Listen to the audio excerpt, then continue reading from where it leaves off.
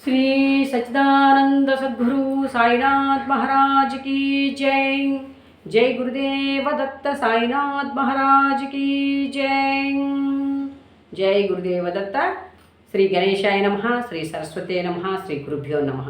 ఈ అధ్యాయంలో స్వామి తీర్థాల్లో స్నానాన్ని ఆచరించడము, కృష్ణా తీరంలో ప్రతిరోజు 3 పూట్ల ఆయన స్నానం ఆచరించేటువంటి విషయాన్ని, రజకుడుగా ఉన్నటువంటి వారికి కలిగినటువంటి ఆ తీవ్రమైన కాంక్షకు అతన్ని మరుజన్మలో రాజుగా గావించినటువంటి అద్భుతమైన లీలల గురించి మనం తెలుసుకోబోతున్నాం.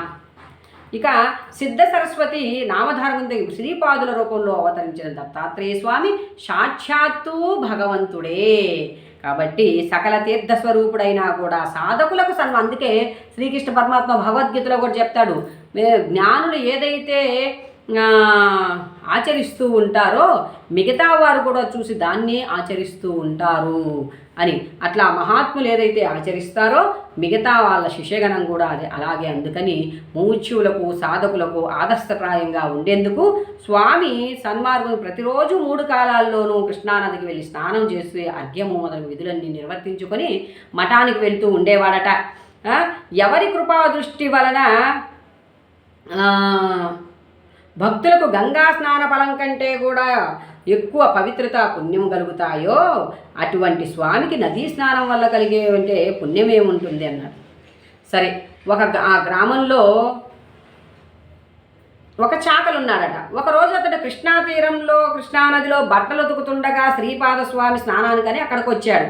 ప్రశాంతత, దివ్య వచ్చస్సులతో వెలిగిపోతున్నటువంటి ఆ స్వామి యొక్క దివ్య మంగళ రూపాన్ని దర్శించగానే ఇతనికి ఆయన మీద భక్తి పెళ్ళుబికిందట. అతని శాంతి చెప్పలేని ఆనందం కలుగుతున్నాయి, మనసుకు స్వాంతన కలుగుతుంది. నాటి నుండి స్వామి నదీ స్నానానికి వచ్చినప్పుడల్లా స్వామిని దర్శించి పునీతుడవుతూ ఉన్నాడు ఈ యొక్క రజకుడు. నమస్కరించుకున్నప్పుడు శ్రీపాదస్వామి అతను, నాయన నీవు నిత్యము ఇంత శ్రద్ధాభక్తులతో నమస్కరిస్తున్నావు, నీ సేవ వలన మాకు చాలా సంతోషమైంది. అంటే లోపల ఉన్నటువంటి భావాన్ని పసిగట్టగలిగినటువంటి సర్వజ్ఞుడు కదా మహానుభావుడు. అందుకని నీ యొక్క శ్రద్ధాభక్తులు మాకు సంతోషాన్ని చేకూరుస్తున్నాయి అన్నాడు. నాటి నుండి అతనికి సంసార చింత నశించి ఆయన మరింత శ్రద్ధాభక్తులతో స్వామిని సేవించసాగాడు. ప్రతిరోజు అతడు స్వామి యొక్క ఆశ్రమ ప్రాంగణాన్నంతా ఇక్కడ తన బట్టల్ని అన్నింటినీ ఉతికేసుకొని చేసి చక్కగా ఆయన అటు తర్వాత కులవృత్తి చేసుకునేదానికి వెళ్ళేవాడట. స్వామి ఆశ్రమాన్ని శుభ్రం చేసి చెంది. కాబట్టి ఒకరోజు ఒక వసంత ఋతువులో వైశాఖ మాసంలో ఒక రోజున స్వామి నవ్వుతూ అతనితో, ఒరే నీవు రాజు అవుతావురా అన్నాడట, రాజ్యమేలుతావురా అని. అతనికి ఆ మాటలు అర్థం కాలేదు. అందుకే కదా భావాతీతంగా ఉంటాయి, నర్మగర్భితంగా ఉంటాయి మహాత్ముల యొక్క. అతని మాటలకు అర్థం కాలేదు. ఆ తర్వాత ఒకరోజు అతడు గుడ్డలు తుక్కోవడానికి నది వద్దకు వెళ్ళినప్పుడు అక్కడ సుందర యువతి జనంతో కలిసి విహారార్థమై నదికి వచ్చింది. ఆ యవ్వనావతిని చూడగానే, ఆ సౌందర్య రాశిని చూడగానే ఇతను వయసు మళ్ళిన వాడైనప్పటికీ కూడా అతని మనసు చెలించి, దేనికి చెలించింది? ఆ యొక్క భోగాల పట్ల చెలించింది, ఆ యువతి పట్ల కాదు. అరే, ఇంతటి భాగ్యము, ఇంతటి భోగము నా వంటి వాడికి సాధ్యమవునా? ఇది నాకుంటే బాగుండు కదా అనుకున్నాడు. కొంత చూస్తూ ఆ తర్వాత అతడు మానవ జన్మం ఎత్తాక ఇటువంటి వైభవాన్ని కదా చవి చూడాలి, ఇదెందుకు ఈ సాకలి ఇది అని అనుకున్నాడు. అది పేదరికంలో ఉన్నప్పుడు అలా ధనికమైనటువంటి ఐశ్వర్య సంపదలతో ఉన్న వారిని చూసినప్పుడు సహజ సిద్ధంగా మానవ మాత్రలు కలిగేటువంటి ఒకానొక ఆలోచన అది. కాకపోతే ఇక్కడ ఈయనకి భగవంతుని యొక్క అపూర్వమైనటువంటి సాంగత్యం లభించిన దానికంటే క్షణికం. అందుకే అంటారనమాట, మాయ ఏ రూపంలో చొరబడుతుందోనని. అందుకని ఆయనకి అనిపించింది ఇటువంటిది కదా అని. సరే, ఈ రాజు ఎంతటి అదృష్టవంతుడు, ఇంత వైభవాన్ని రావడానికి అతడు ఇక్కడ మళ్ళీ అలా ఎంతటి గురువుని ఎంత భక్తితో సేవించాడో నాకు అటువంటి వైభవం ప్రాప్తించడం కల్లోని మాటేమో అనుకున్నాడు. ఇంతలో మధ్యాహ్నం అయ్యింది. శ్రీపాదస్వామి స్నానం చేయడానికి నదికి వచ్చాడు. ఇంతలో అతడు స్వామికి నమస్కరించి, స్వామి, ఆ యవనరాజు యొక్క వైభవం చూస్తుంటే ఆశ్చర్యము సంతోషం కలుగుతున్నాయి అని మళ్ళీ అంటే ఒక పక్క మనసుకు కలిగినటువంటి వాంఛ, ఒక పక్క బుద్ధితో కూడినటువంటి యోచన. నా అజ్ఞానం అవివేకం వల్ల ఇలాంటిది నాకు కలిగింది కానీ భ్రమించానే కానీ నిజానికి మీ స్థితియే నిజమైన సౌఖ్యం ఇవ్వగలదని ఇప్పుడు తోస్తుంది అన్నాడు శ్రీపాదస్వామి. దానికేమున్నది, నీవు పుట్టింది మొదలు సరేలయ్యా, ఏమైంది దానిదేముందిలే, నువ్వు పుట్టింది మొదలుకొని కష్టంలోనే జీవిస్తున్నావు కదా, కాబట్టి ఒక్కసారిగా అటువంటి భోగభాగ్యాలను చూసినందువల్ల నీ మనసు చెలించిందిలే, పర్లేదు అన్నాడు. నాయన, నీవు రాజువు కావాలని మనస్ఫూర్తిగా కోరుకున్నావు కదా, నిస్సంకోచంగా చెప్పు అన్నాడు. చాకలి వెంటనే స్వామికి నమస్కరించి, స్వామి, నా అజ్ఞానాన్ని మన్నించండి అని వేడుకున్నాడు. స్వామి, నాయన, మనసులో బలంగా కోరిన సంకల్పం నెరవేరవలసిందే.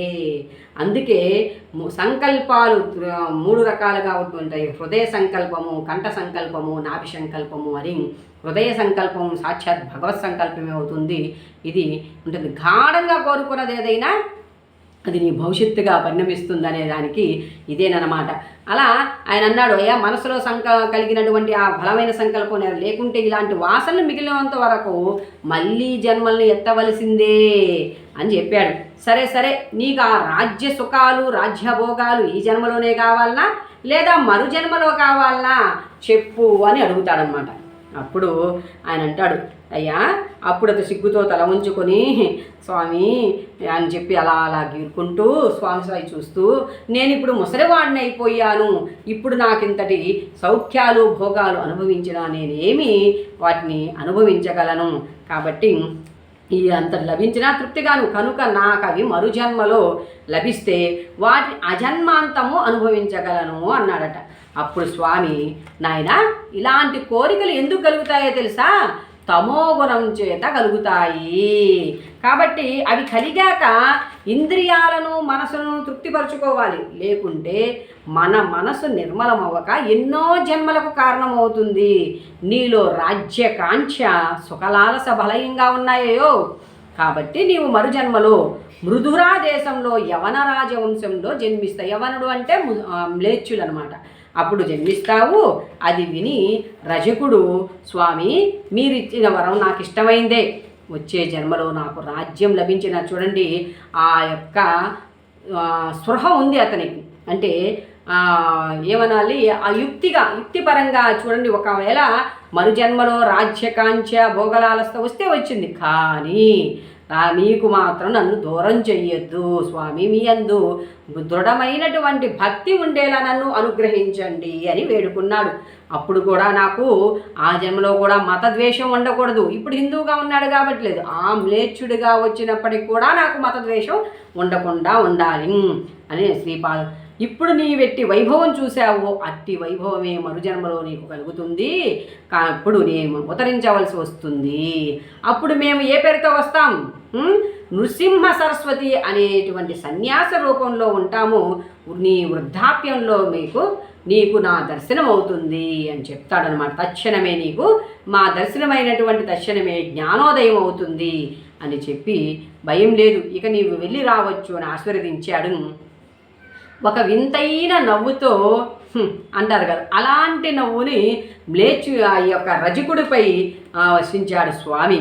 అంతే, ఆ రజకుడు అక్కడికి క్రిందపడి మరణించాడు. శ్రీపాదులు ఇలాంటి లీలలు ఎన్నో చేసి భక్తులను అనుగ్రహిస్తూ ఇంకొంతకాలం కురుపురంలోనే ఉండిపోయారు.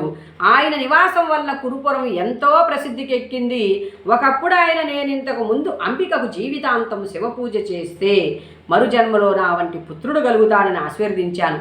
నా వంటి సమానుడు, నాతో సమానమైన వాడు మరొకడు ఉండడు, కాబట్టి నేనే వెళ్ళి అంబిక గర్భంలో జన్మించాలి. కాబట్టి ఆయన ఆశ్వయుజ మాసాన్ని గర్భవాసాన్ని అవతరించి నా మాట నిలబెట్టుకోవాలి. ఇచ్చిన మాట నిలబెట్టుకోవడంలో భగవంతుడు ఎప్పుడూ ముందుంటాడు కదా. కాబట్టి ఆయన అంటున్నాడు, ఒక ఆశ్వయుజ మాసం కృష్ణపక్ష ద్వాదశి హస్తా నక్షత్రము నాడు శ్రీపాద శ్రీవల్లభులు కృష్ణానదిలో మునిగి అంతర్హితులయ్యారు. మరొక చోట వేరే రూపంలో అవతరించాడు. అయినప్పటికీ కూడా సూక్ష్మ రూపంలో ఆయన కురూప రూపంలో ఇక్కడే ఉన్నారని తెలిపే సంఘటనలు ఎన్నో ఉన్నాయి. భక్తి శ్రద్ధలతో గురుపురం దర్శించే వారికి ఆ స్వామి ప్రత్యక్షుడే. అందువల్లనే కురుపురం అంతటి శ్రేష్టమైన క్షేత్రం అయ్యింది. శ్రీ దత్తాయ గురవే నమః. శ్రీపాద శ్రీ వల్లభాయ నమః. శ్రీ నృసింహ సరస్వతే నమః. జై గురుదేవ దత్త. జై సాయి సమర్థ.